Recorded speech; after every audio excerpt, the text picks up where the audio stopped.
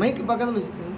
மைக்கு இன்னும் இன்னும் இன்னும் நியர், இன்னும் பக்கத்தில், இன்னும் பக்கத்தில். My name is Premkumar sir.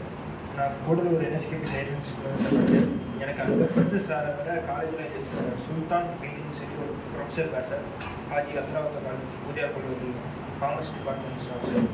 ஆனால் அவர் எங்களுக்கு வந்து செகண்ட் இயரில் இருந்து சார் வந்தார்.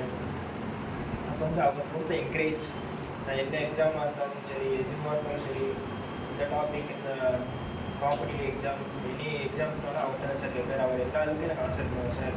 ப்ளஸ் எக்ஸ்ட்ராவும் கொஸ்டினும் எடுத்து தருவார் சார். இது இல்லாமல் படிக்கிறதுக்கும் சம்மந்தமான சரி, படிக்கலாம் சார், எல்லாருக்கும் நல்லா ஃப்ரெண்ட்லியாகவே இருப்பார் சார்.